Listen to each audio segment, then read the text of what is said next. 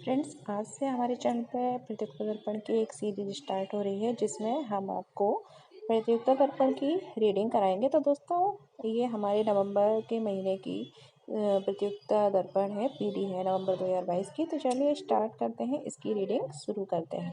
सबसे पहले हम राष्ट्रीय घटनाक्रम का अध्ययन करेंगे। राष्ट्रीय घटनाक्रम में हमारा जो पहला विषय है वो है कि 70 वर्ष पूर्व भारतीय धरती पर चीतों की वापसी। जी हाँ दोस्तों, नामीबिया, अफ्रीकी देश नामीबिया से 8 चीतों को भारत की धरती पर लाया गया। और ये जो चीते हैं, जिनमें से 3 जो थे वो क्या थे, मेल थे, और 5 जो थी वो क्या थी, फीमेल थी।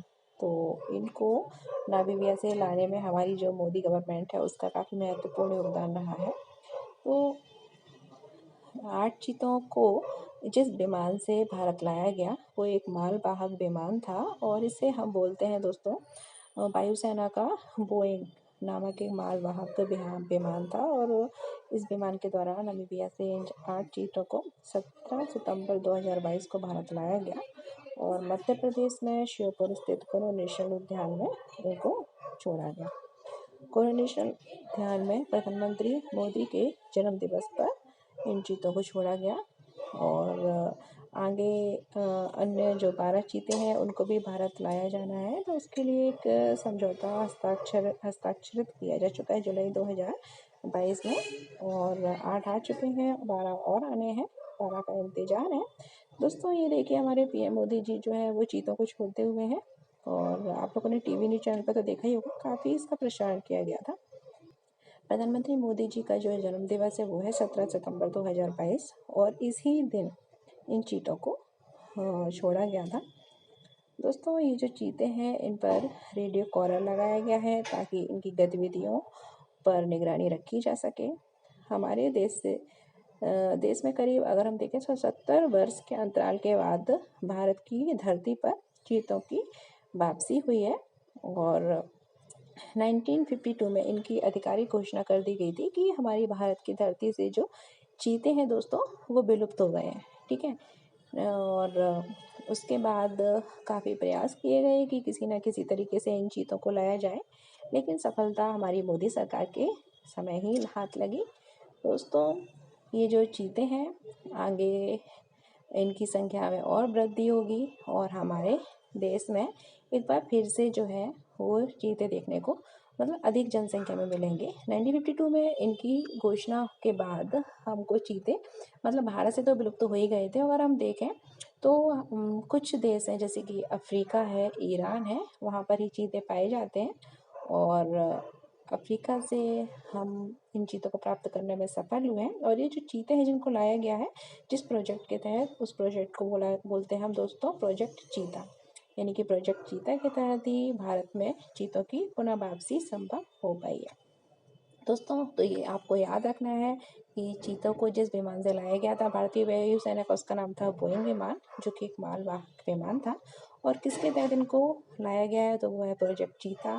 3 मेल हैं, 5 फीमेल हैं, और इनको किस नेशनल पार्क में, श्योपुर के कुरु नेशनल पार्क में, ठीक है, उनको प्रोजेक्ट चीते के तहत लाया गया है। और 17 सितंबर 2022 डेट आपको याद रखनी है। तो इसके बाद हमारा जो अगला इम्पोर्टेंट टॉपिक है वो है कि मतलब युद्धपोत तारागिरी। तो मझगांव डाक शिप बिल्डर द्वारा एक युद्धपोत है निर्मित, उसके द्वारा निर्मित है, जिसको बोलते हैं युद्धपोत तारागिरी। तो उसका जलावतरण किया गया। दोस्तों, आपको याद रखना है कि मझगांव डाक शिप बिल्डर ये कहाँ जो है निर्मित करता है जो युद्धपोतों को, तो ये कहाँ पर है, मुंबई स्थित है। और इसके द्वारा 3 युद्धपोत जो है वो अभी तक निर्मित किए जा चुके हैं। ठीक है, इन तीनों के नाम ही आपको याद रखने, ये देखिए आपको डायग्राम में दिख रहा होगा, आईएनएस तारागिरी युद्धपोत। ठीक है, तो इस तरीके के टोटल 3 युद्धपोत हैं। पहला है नीलगिरी, दूसरा उदयगिरी और तीसरा तारागिरी। तो इनको किस परियोजना के तहत निर्मित किया गया है, ठीक है, 17 परियोजना के तहत ये निर्मित है और इनका जलावतरण किया गया। सबसे पहले नीलगिरी का 2019 में, उदयगिरी का 2022 में, और ठीक है, मतलब उदयगिरी को 2022 में क्या है उसका मई में किया गया था। और इसके बाद आईएनएस तारागिरी का जलावतरण जो है वो अब किया गया है। और ये तीनों ही नाम आपको याद रखने हैं, नीलगिरी, ठीक है, उदयगिरी और तारागिरी। ठीक है, और दोस्तों आपको याद रखना होगा कि आईएनएस विक्रांत हमारी नौसेना में भी कुछ समय पहले ही शामिल हुआ है और उसके एक सप्ताह बाद ही इस जो तारागिरी है उसका जलावतरण किया गया। इसके बाद आपको याद रखना है कि सरफेस टू, ठीक है, सतह से आकाश में मार करने वाली एक मिसाइल है जिसको बोलते हैं QRASAM, यानी कि quick reaction surface to air missile, ठीक है, QRSAM, ठीक है। मिसाइल का सफल परीक्षण किया गया और कहाँ से किया गया? उड़ीसा, जो उड़ीसा है उसके तट पर चांदीपुर जो परीक्षण रेंज है, ठीक है, उसके द्वारा इसका परीक्षण किया गया है 8 सितंबर 2022 को, ठीक है। और ये जो परीक्षण है वो डर्डो द्वारा किया गया है, ठीक है, और सेना के साथ उसने मिलकर किया है। बाकी आपको इसमें कुछ याद नहीं रखना है, बस यही याद रखना है full form quick range surface to air missile, ठीक है, यानी कि सतह से हवा में छोड़ी जाने वाली मिसाइल है और उड़ीसा के चांदीपुर से इसका परीक्षण किया गया है डर्डो द्वारा, ठीक है। फिर है राष्ट्रीय समुद्री विरासत परिषद, यानी कि हमारे जो गुजरात है, गुजरात में स्थित जो लोथल क्षेत्र है उसको राष्ट्रीय समुद्री विरासत परिषद घोषित किया गया है। और इसमें जो समुद्र सिंधु घाटी सभ्यता से लेकर वर्तमान समय तक जो भी हमारा जो इतिहास है समुद्र से संबंधित उसके बारे में, ठीक है, इसमें बताया जाएगा, ठीक है। और ये पहला समुद्री विरासत परिसर है हमारे देश का, कहाँ पर? लोथल, गुजरात में। आपको ये याद रखना है और इसकी आधारशिला जो है वो किसने रखी है? प्रधानमंत्री श्री नरेंद्र मोदी द्वारा रखी गई है, ठीक है। बाकी और कुछ नहीं है, तो यही है। इसके बाद हम अपना अगले टॉपिक देखेंगे। जो हमारा अगला इम्पोर्टेंट टॉपिक है वो दोस्तों ये है कि हमारे देश में अभी तक आपने पढ़ा होगा कि कई सारी कोरोना की वैक्सीन बनी है, ठीक है, और इनमें से जो वैक्सीन थी वो हमको इंजेक्शन के थ्रू दी जाती थी, लेकिन अभी कैसी वैक्सीन बन गई है जो क्या है? नेजल वैक्सीन है, यानी कि नाक के थ्रू उसको हम ग्रहण करेंगे, ठीक है, नाक के थ्रू दी जाएगी। और इसको मंजूरी प्रदान कर दी है, किसने की है? और औषधि जो मान उनके द्वारा, drug controller general of India DGCI द्वारा उसको मान्यता मंजूरी प्रदान कर दी गई है। देश की पहली नेजल वैक्सीन है और ये किसके द्वारा निर्मित है? भारत बायोटेक द्वारा निर्मित है, ठीक है। आपको याद रखना है, नाम पूछ लिया जाता है, ठीक है। तो और भी कई वैक्सीन है, ठीक है, कोवैक्सीन है, ठीक है, और भी है। तो ये वैक्सीन है, नेजल वैक्सीन है, ये किसके द्वारा निर्मित है? बायोटेक द्वारा निर्मित है। कोरोना की और भी वैक्सीन है, उनके भी नाम आप याद रखिए, ठीक है, इंपॉर्टेंट है वो भी। तो इस वैक्सीन के जो आधिकारिक जो प्रयोग की मंजूरी है वो 18 वर्ष से अधिक उम्र के लोगों के लिए दे दी गई है और कब से? 6 सितंबर 2022 से प्रदान कर दी गई। दोस्तों आपको एक चीज़ और याद रखनी है कि हमारे जो केंद्रीय स्वास्थ्य मंत्री हैं, ठीक है, वो कौन है? यानी कि हमारे देश के स्वास्थ्य मंत्री कौन है? श्री मनसुख मांडविया जी हैं। आपको ये नाम याद रखना है, कभी कभी जो एग्ज़ाम होते हैं ना तो उसमें ये पूछ लिया जाता है, ठीक है। तो इसके बाद हम देखेंगे कि ये कोई इम्पोर्टेंट है नहीं, लेकिन फिर भी मैं बता देती हूँ क्या है। इसे महाराष्ट्र में विधान परिषद की सदस्यता के लिए उद्धव ठाकरे के नेतृत्व वाली पूर्ववर्ती सरकार द्वारा संतुष्ट नामों की सूची सिंध सरकार ने वापस मंगाई। ये कुछ इम्पोर्टेंट नहीं है, ये आएगा भी नहीं, फालतू की चीज़ है। इसके बाद देखो नेपाल, हमारा एक पड़ोसी देश है नेपाल, तो उसकी यात्रा पर हमारे जो थल सेना अध्यक्ष हैं, इनका नाम है जनरल मनोज पांडे जी, नेपाल गए और नेपाल राष्ट्रपति द्वारा उनको नेपाली सेनाध्यक्ष के मानक रैंक से सम्मानित किया गया। आपको याद रखना है कि हमारे थल सेनाध्यक्ष कौन? पांडे जी हैं, ठीक है, नाम याद रखना है। थल सेनाध्यक्ष, जलवायु सेनाध्यक्ष के नाम पूछ लिए जाते हैं अक्सर, ठीक है। तो मनोज पांडे जी जब नेपाल गए तो उनको वहाँ नेपाल की जो राष्ट्रपति जी थी विद्या देवी भंडारी जी, तो उनके द्वारा मानक रैंक से सम्मानित किया गया। ऐसा होता है कि जब वहाँ के हमारे यहाँ आते हैं तो हमारे यहाँ के राष्ट्रपति सम्मानित करते हैं, जब हमारे यहाँ के उधर जाते हैं तो उनके राष्ट्रपति सम्मानित करते हैं, ठीक है। अभी तो हमारे यहाँ गए हैं और इससे पहले साल भर पहले नवंबर 2021 में उनके यहाँ के हमारे यहाँ आए थे, तो हमारे राष्ट्रपति जी ने उनको सम्मानित किया था। वहाँ के जो नेपाल के सेनाध्यक्ष प्रमुख थे, नेपाल के सेनाध्यक्ष का नाम था जनरल, तो आए थे तो उनको सम्मानित किया गया था। अभी हमारे गए हैं तो वहाँ के राष्ट्रपति जी ने, विद्या देवी भंडारी ने जनरल मनोज पांडे जी को सम्मानित किया, ठीक है। बस ये आपको याद रखना है, बाकी इसमें कुछ याद नहीं रखना, नाम याद रखना है जनरल मनोज पांडे जी, ठीक है। हमारे कौन है? थल सेनाध्यक्ष हैं और ये राष्ट्रपति नेपाल की विद्या देवी भंडारी, पूछ लिया जाता है, ठीक है।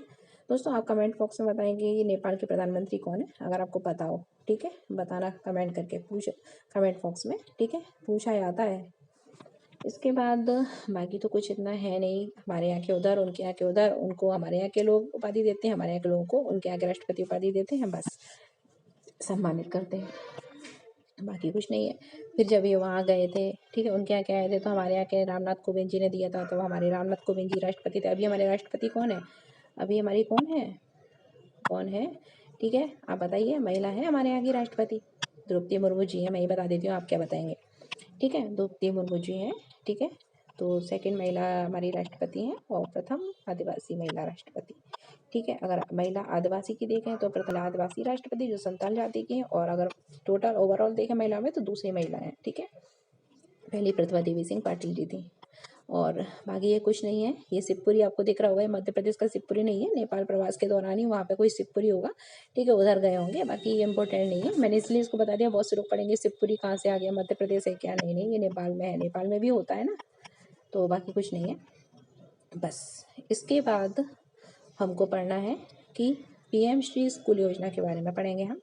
काफ़ी इम्पोर्टेंट है प्रधानमंत्री श्री स्कूल योजना। ये शिवपुरी के चक्कर में मत जाइए। बहुत से लोग सोच रहे होंगे शिवपुरी, तो पहली नज़र में तो मैंने भी सोचा था कि शिवपुरी के, फिर मैंने पढ़ा तो मैंने देखा अरे नहीं, ये तो वहाँ का शिवपुरी है। ठीक है, इसके बाद हम देखेंगे, आप लोगों ने राइजिंग स्कूल का तो नाम सुना ही होगा, तो उसी से संबंधित एक योजना है जिसको बोलते हैं पीएम श्री स्कूल योजना। ठीक है, और हाँ दोस्तों, जब ये वहाँ गए थे हमारे, इससे पहले बताया जो मनोज पांडे जी, ठीक है, तो वहाँ पर उन्होंने अग्निपथ योजना उस समय स्टार्ट हुई थी, ठीक है, चल रही थी, तो उसके बारे में बहुत मतलब हमारे देश में भी बहुत उसका हो रहा था, तो अग्निपथ योजना के बारे में भी बताया था उन्होंने वहाँ जाके।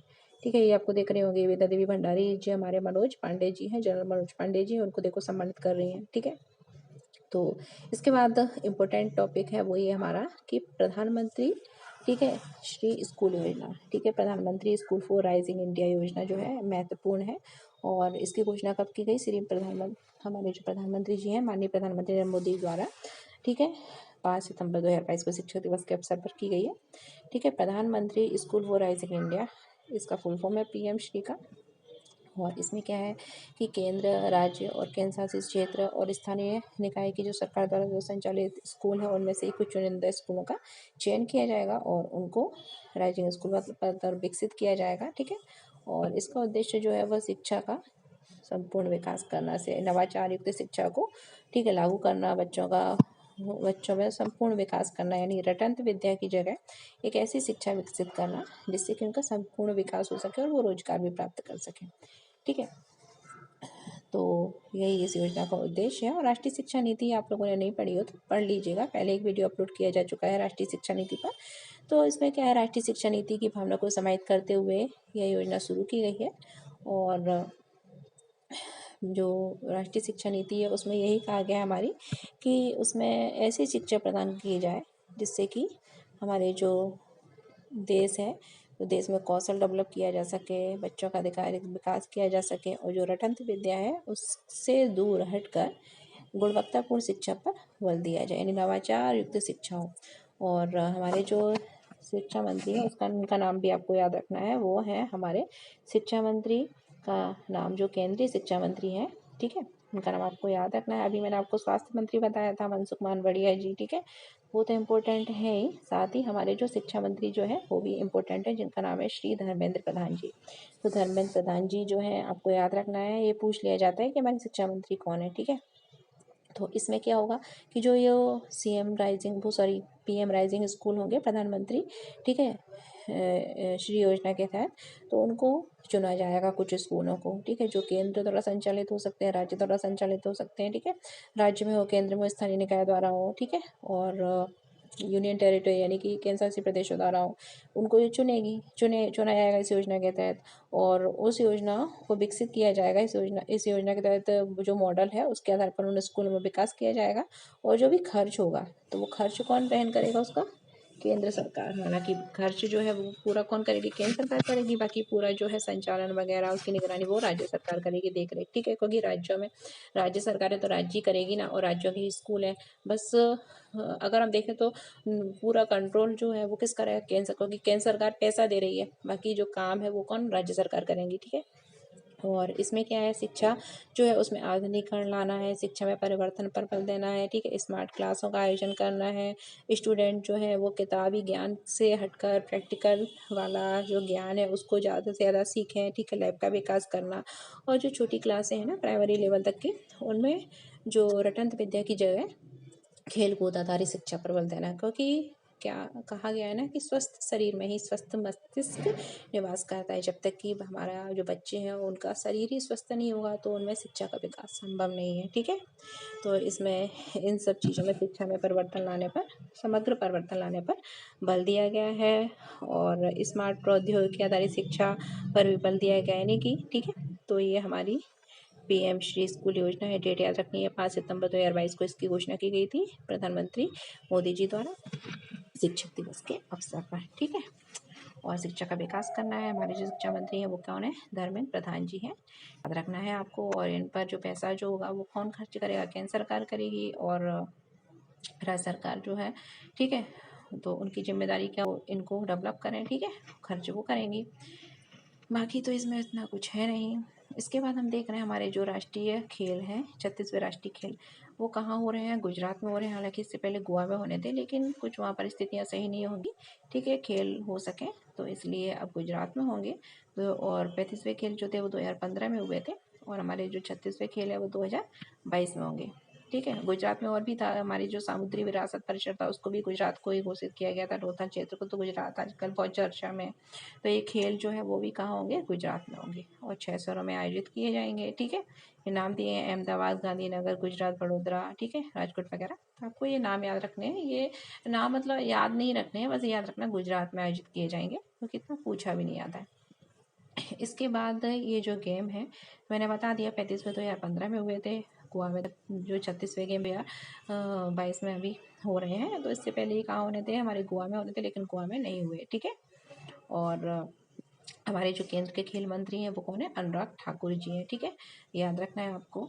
ठीक है, तो इनका उद्घाटन जो है वो किसने किया? हमारे जो केंद्रीय खेल मंत्री हैं अनुराग ठाकुर जी, ठीक है, उन्होंने किया है। और वहाँ के जो मुख्यमंत्री हैं वो कौन है? भूपेंद्र पटेल जी, गुजरात के। ठीक है, राज्यपाल जो है वो कौन है? देवव्रत आचार्य जी हैं। तो इन लोगों ने, ठीक है, उनकी उपस्थिति में हुआ है। और इसमें 36 स्पर्धाएँ आयोजित की जाएंगी, ठीक है, इन गेमों की। बस और कुछ याद रखना नहीं है। और इसका एक शुभंकर है, वो है सावज। सावज एक एशियाई टाइगर शेर है, और इसका जो गीत है वो क्या है? जुड़ेगा इंडिया, जुड़ेगा इंडिया। ये पूछ सकते हैं कि ये जो 36 जो एशियाई खेल होंगे, राष्ट्रीय, सॉरी, 36वें राष्ट्रीय खेल होंगे, तो उनका जो शुभंकर क्या है? सावज है, जो कि एक एशियाई शेर है, और गीत जो है वो जुड़ेगा इंडिया, जुड़ेगा इंडिया। इसके बारे में पेपर फ्रंट ऑफ इंडिया जो है, ठीक है, उस पर प्रतिबंध लगा दिया है 5 वर्ष का। उसके साथ ही 8 अन्य संगठनों पर भी प्रतिबंध लगा दिया गया है। इन पर मतलब आरोप ये है कि ये जो संगठन है वो आतंकवादी गतिविधियों से कुछ तरीके से संबंधित है, और यूएपीए के तहत, ठीक है, इस पर प्रतिबंध लगाया गया है। उपा एक्ट जो है, अनलॉफुल एक्टिविटी प्रिवेंशन एक्ट के तहत इन संगठनों पर प्रतिबंध लगा दिया गया है। और ये जो मैं आपको नाम ले रही हूँ, यूएपीए एक्ट इम्पोर्टेंट है, ठीक है, और 1967 के तहत इन पर प्रतिबंध आरोपित किया गया। ठीक है, तो ये आपको याद रखना है। बाकी जो 8 अन्य सहयोगी संगठन हैं, इनके नाम देखिए नीचे दिए हैं, जैसे रिहैब इंडिया वगैरह, ठीक है, और नेशनल कॉन्फेडरेशन ऑफ ह्यूमन वगैरह, ये सब हैं। ये पूछे नहीं जाते हैं, आपको याद रखना। नेशनल वुमेन फ्रंट वगैरह, एम्पायर इंडिया फाउंडेशन, और भी हैं, आपको याद रखने तो रख लीजिए, लेकिन ये पूछे नहीं जाते हैं। तो दोस्तों, इस प्रकार ये हमारा भी लास्ट टॉपिक था, ये भी हो गया। इसमें सिर्फ अनलॉफुल एक्टिविटी प्रिवेंशन एक्ट 1967 आपको याद रखना है, ठीक है। और फ्रेंड्स, इसके आगे हम अपने अगले लेक्चर में मिलेंगे, तो देखते रहिए और लाइक से सब्सक्राइब करिए। मिलते हैं कल एक नए टॉपिक के साथ।